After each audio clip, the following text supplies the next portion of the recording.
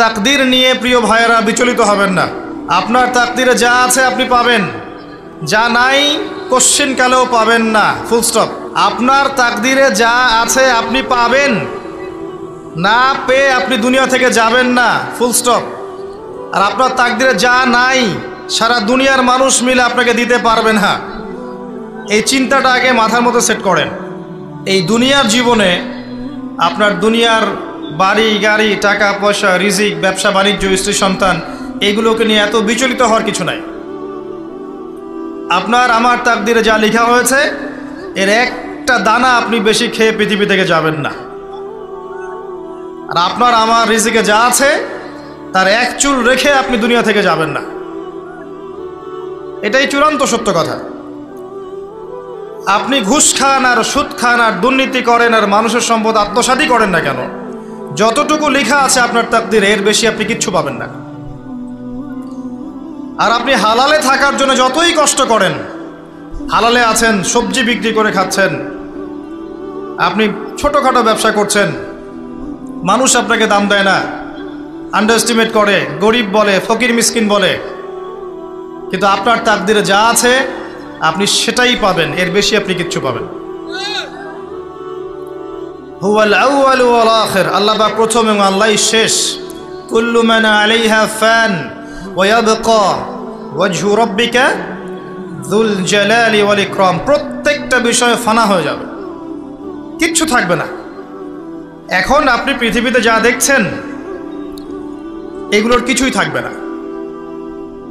প্রত্যেক মানুষ, প্রত্যেকটা জিন, প্রত্যেক উদ্ভিদ, প্রত্যেক এই প্রাণী, আকাশ, মহাবিশ্ব, গ্রহ নক্ষত্র, চন্দ্র সূর্য, সমুদ্র, পাহাড় পর্বত, বিশ্বনেতা, রাষ্ট্রনেতা, সমাজ নেতা, পরিবারের কর্তা, অর্থনৈতিক নেতা, সবাই মারা যাবে, সবাই শেষ হয়ে যাবে, কিচ্ছু থাকবে না। এই বিষয়টা আগে ভালো করে হজম করতে হবে যে আমরা এখানে থাকতে আসিনি, আমরা এই দুনিয়ায় থাকতে আসিনি, আমরা এখানে এসেছি চলে যেতে। যার মনের মধ্যে এই কনসেপ্ট থাকে সে কখনো আল্লাহ পাকের বিদ্রোহী হতে পারে না, সে কখনো আল্লাহ দ্রোহিতা করতে পারে না, কুফরি করতে পারে না, শিরক করতে পারে না, আল্লাহর অবাধ্য হতে পারে না। যার মনের মধ্যে এই চিন্তা বদ্ধমূল যে আমি এখানে থাকতে আসিনি, আমি এখানে মুসাফিরের মতো এসেছি, গাছের ছায়ায় বিশ্রাম নিচ্ছি, বিশ্রাম নিয়ে শেষ হবে চলে যাব। যারাই আল্লাহ দ্রোহিতায় লিপ্ত হচ্ছে, শিরিক করছে, বেদাত করছে, হারাম খাচ্ছে, ঘুষ খাচ্ছে, সুদ খাচ্ছে, জেনা করছে, আল্লাহ দ্রোহিতা করছে, আল্লাহর বিধানকে অস্বীকার করছে, তারা ইনডাইরেক্টলি ধরে নিয়েছে যে তারা মনে হয় পৃথিবীতে চিরকাল থাকবে। কারণ যদি কিয়ামতের মাঠের কথা তাদের স্মরণ থাকতো তারা কখনোই কাজগুলো করতে পারতো না, পারতো? এবার আসেন, আল্লাহ পাক কলম সৃষ্টি করে তাকদীর লিখেছেন, অতএব তাকদীর নিয়ে প্রিয় ভাইয়েরা বিচলিত হবেন না। আপনার তাকদীরে যা আছে আপনি পাবেন, যা নাই কোশ্চেন কালেও পাবেন না, ফুল স্টপ। আপনার তাকদীরে যা আছে আপনি পাবেন, না পেয়ে আপনি দুনিয়া থেকে যাবেন না, ফুল স্টপ। আর আপনার তাকদীরে যা নাই সারা দুনিয়ার মানুষ মিলে আপনাকে দিতে পারবেন না। এই চিন্তাটা আগে মাথার মধ্যে সেট করেন। এই চিন্তা যার মধ্যে ইনস্টল করা আছে সে আত্মহত্যা করে না কখনো, সে হতাশ হয় না কখনো, সে ভয় পায় না, আল্লাহর পথে চলতে গিয়ে পিছু পা হয় না, সে জালেমের সামনে মাথা নত করে না। যার মাথায় এই চিন্তা আছে যে আল্লাহ যা লিখেছেন এটা হবে, যা লিখেন নাই সারা দুনিয়ার মানুষ মিলে সেটা হবে না, সিম্পল। এর মধ্যে আল্লাহ পাক পরীক্ষায় ফেলবেন, ওই বিষয়টা ডিফারেন্ট। আমি অবশ্যই তোমাদেরকে পরীক্ষা করব ভয় দিয়ে, ক্ষুধা দিয়ে, সন্তানের ইন্তেকাল দিয়ে, ফসলের ক্ষতি দিয়ে, সম্পদের ক্ষতি দিয়ে আমি পরীক্ষা করব।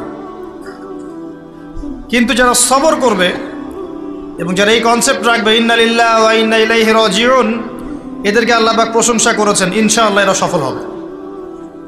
আল্লাহ পাক তাকদির লিখে ফেলেছেন, তাকদির নিয়ে টেনশন করবেন না, রিজিক নিয়ে টেনশন করবেন না। এখনকার যুব সমাজের সবচেয়ে বড় টেনশন রিজিক। একটা জব,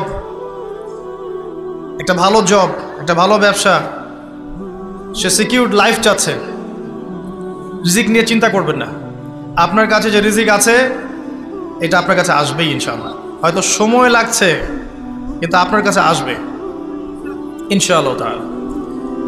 আপনি হালালের উপর থাকবেন, ন্যায়ের উপর থাকবেন। আপনি অন্যায় পথে রিজিক সার্চ করবেন না। আপনার তাকদিরে যে রিজিক আছে আপনার কাছে আসবেই ইনশাআল্লাহ। এবার আসেন, আল্লাহ পাক এরপরে সৃষ্টি করেছেন মহাবিশ্ব। এই পুরো মহাবিশ্ব তাকদির লিখার পরে মহাবিশ্ব কয়দিনে? ফি সিত্তাতি আইয়াম, 6 দিনে। মাত্র 6 দিনে আল্লাহ পাক পুরো মহাবিশ্ব সৃষ্টি করেছেন।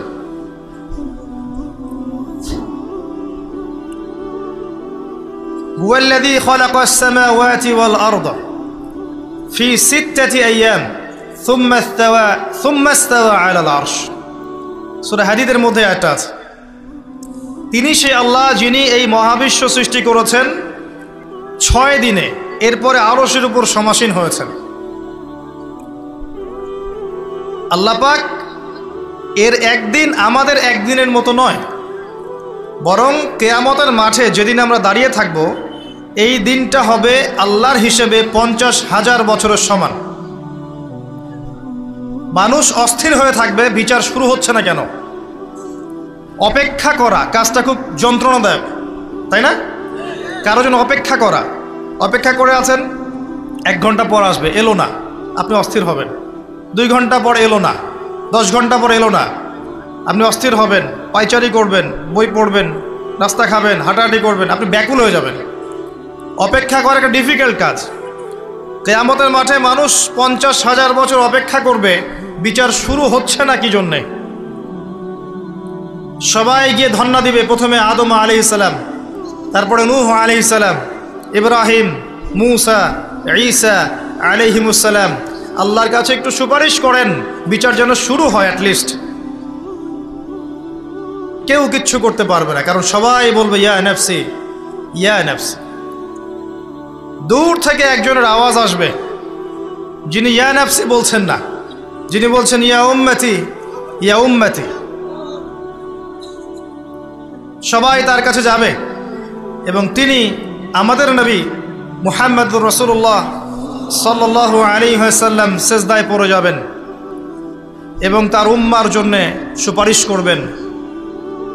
উম্মার কবিরা গুনাহগার ব্যক্তিদেরকে সুপারিশ করে তিনি জান্নাতে নিয়ে যাবেন ইনশাআল্লাহ। আল্লাহ তাকে ওয়াদা করেছেন, হে নবী, তোমার উম্মতের কোনো ব্যক্তি যদি শিরিক না করে আমার সামনে উপস্থিত হয় আমি তাকে মাফ করে দেব ইনশাআল্লাহ। হাদিসে কুদসির মধ্যেও আছে যে হে আদম সন্তান, তুমি যদি দুনিয়ার সমান পাপ নিয়ে, আসমান জমিন সমান পাপ নিয়ে আমার সামনে দাঁড়াও, কিন্তু আমার সাথে কাউকে শরিক করনি, তাহলে আমি আল্লাহ তোমার সামনে আসমান জমিন সমান ক্ষমা নিয়ে উপস্থিত হব ইনশাআল্লাহ। শোনেন, 1000-999 জন মানুষ জাহান্নামে যাবে। প্রতি 1000-999 জন মানুষ জাহান্নামে যাবে। সহিহ বুখারীর হাদিস 4 বার এসেছে। এখানে ইকুয়েশনটা এমন না যে ম্যাথামেটিক্যালি ক্যালকুলেট করতে হবে, এমন নয়। এটা দিয়ে আধিক্য বোঝানো হচ্ছে। বেশিরভাগই জাহান্নামে যাবে। এই কথা আল্লাহ পাক কিন্তু সূরা আরাফের মধ্যেও বলেছেন 179 নম্বর আয়াতে, ওয়ালাকাদ যারানা লিজাহান্নামা কাসীরাম মিনাল জিন্নি ওয়াল ইনস। একই বিষয়ে কোরআন হাদিস পরস্পর মিলে যায়। এখানে একটা বিষয় বুঝতে হবে, আল্লাহ পাক বলেছেন সূরা নিসার মধ্যে, ইন্নাল্লাহা লা ইয়াগফিরু আন ইউশরাকা বিহি ওয়া ইয়াগফিরু মা দুনা যালিকা লিমান ইয়াশা। আল্লাহ পাক তার সাথে শিরকের গুনাহ মাফ করবেন না, এছাড়া যে কোনো গুনাহ আল্লাহ পাক যাকে ইচ্ছা মাফ করতে পারেন। তার মানে যে বেশিরভাগ মানুষ জাহান্নামে যাচ্ছে তাদের আমলনামায় কোন পাপ থাকতে পারে? কথা বোঝা যাচ্ছে কি? নিঃসন্দেহে তাদের আমলনামায় শিরকের পাপ থাকবে। এটা বুঝতে আপনাকে পিএইচডি করার দরকার নাই। আল্লাহ পাক শিরক ব্যতীত যে কোনো পাপ যাকে ইচ্ছা মাফ করতে পারেন। তার মানে তারা জাহান্নামে যাচ্ছে বিকজ অফ শিরক। আমাদের মুসলিমরা এখন শিরক বোঝে না। অমুসলিমরা তো শিরক করেই। যেমন কেউ বলছে ওয়াকালাতিল ইয়াহুদু উযাইরুন ইবনুল্লাহ, ইহুদিরা বলছে উযাইর আল্লাহর সন্তান, নাউযুবিল্লাহ, শিরক। অথচ ওরাই এখন বিশ্বকে রুল করছে, তাই না? ওয়াকালাতিন নাসারা আল মাসীহ ইবনুল্লাহ, নাসারা বলছে যে ঈসা ইবনে মারইয়াম আল্লাহর সন্তান, তাই না? অথচ ওই সভ্যতাই এখন বিশ্বকে রুল করছে। যালিকা কাউলুহুম বিআফওয়াহিহিম, এটা ওদের মুখের কথা, এটা জাস্ট মুখের কথা। আবার অনেক সময় দেখা যায় যে আল্লাহকে বাদ দিয়ে আমরা মাধ্যম পূজাও করছি। অমুসলিমরা তো শিরক করছেই, যারা মুসলিম তারা দেখবেন আল্লাহকে বাদ দিয়ে মাধ্যম পূজা শুরু করেছে। মাজারের পূজা করছে, কবরের পূজা করছে, মৃত ব্যক্তির ওসিলায় পার পাওয়ার চেষ্টা করছে। মুসলিম থেকে দেখবেন তাকদীরকে অস্বীকার করছে, আল্লাহর হালালকে হারাম করছে, আল্লাহর হারামকে হালাল করছে। মুসলিম থেকে দেখবেন যে হাতে একটা আংটি পড়েছে, ভাই কী জন্য পড়েছেন? এই রোগ ভালো হবে আমার। গলায় একটা বালা ঝুলিয়েছে, কোমরে একটা মাদুলি, ভাই এগুলো কেন? এগুলোতে রোগ ভালো হবে। মুসলিমদের কথা বলছি, অমুসলিমদের কথা বাদ দেন। যারা বলছে আল্লাহর সন্তান আছে ওদের কথা তো বলার দরকার নেই আমাদের, কারণ এগুলো স্পষ্ট শিরক। তবে এতটুকু বলি যে 25শে ডিসেম্বরে যারা বলেছে মেরি ক্রিসমাস, বলেছে না? 25শে ডিসেম্বর যারা বলেছে মেরি ক্রিসমাস, মুসলিমদের মধ্যে এরা স্বীকার করে নিয়েছে যে ওই দিন আল্লাহ রাব্বুল আলামিন ঈসা আলাইহিস সালামকে জন্ম দিয়েছেন। নাউযুবিল্লাহ, নাউযুবিল্লাহি মিন যালিক। আর এটা এত বড় একটা কথা, এই কথা যদি আসমান জমিন আর পাহাড় শুনে রিয়্যাক্ট করতে পারতো, থরথর করে কেঁপে ভেঙে যেত এরা। সূরা মারিয়ামের শেষের দিকে পড়ে দেখেন, ওয়াকালু ইত্তাখাযা আর-রাহমানু ওয়ালাদা লাকাদ জি'তুম শাইআন ইদ্দা তাকাদু আস-সামাওয়াতু ওয়াল আরদু ইয়াতাফাত্তারনা মিনহু ওয়া তানশাক্কুল আরদু ওয়া তাখিররুল জিবালু হাদ্দা। পরেন অর্থটা, আসমান জমিন পাহাড় যদি এই কথা শুনে রিয়্যাক্ট করতে পারতো, এরা চৌচির হয়ে যেত। এত বড় একটা কথা বলেছো তোমরা যে ঈসা আলাইহিস সালামকে আল্লাহ পাক জন্ম দিয়েছেন, নাউযুবিল্লাহ। তো এরা তো শিরক করছেই। মুসলিমরাও দেখবেন এই যেগুলো বললাম, আল্লাহকে বাদ দিয়ে অন্যের কাছে দোয়া করছে, আল্লাহকে বাদ দিয়ে অন্যকে সেজদা করছে, আল্লাহকে বাদ দিয়ে অন্যের কাছে নজর মানত করছে, আল্লাহকে বাদ দিয়ে অন্যের জন্যে জবাই করছে, আল্লাহর তাকদীরকে অস্বীকার করছে, আল্লাহর হালালকে হারাম করে নিচ্ছে, আল্লাহর হারামকে হালাল করে নিচ্ছে। দেখবেন মুসলিমরা করছে। এবার মুসলিম জেনারেশন, এমন একটা প্রজন্ম বের হয়েছে এখন ইয়াং জেনারেশনের, তারা বলছে যে এই মহাবিশ্ব বিগ ব্যাং থেকে সৃষ্টি হয়েছে, আল্লাহ বলতে কিছু নাই। আপনি বোঝেন কি কারণে প্রতি হাজারে 999 পিপল জাহান্নামে কেন যাবে? কারণটা কি? শিরক। আর এই শিরকটা হচ্ছে আপনার চিন্তায়, আপনার কথায় এবং আপনার কাজে। চিন্তার মধ্যে শিরক। যেমন একজন ব্যক্তি চিন্তা করে আকীদা যে আল্লাহ ছাড়া অমুকও সন্তান দিতে পারে, এরকম আকীদা নাই মুসলিমদের? আছে। একজন বলছে আল্লাহ কল্যাণের মালিক আর শয়তান হচ্ছে অকল্যাণের মালিক। কথাটা শুনতে খুব ভালো লাগে না? অকল্যাণ হয়তো আল্লাহর পক্ষ থেকে আসে না, আল্লাহ পবিত্র, অকল্যাণ শয়তানের পক্ষ থেকে আসবে। ব্যাপারটা কি এমন?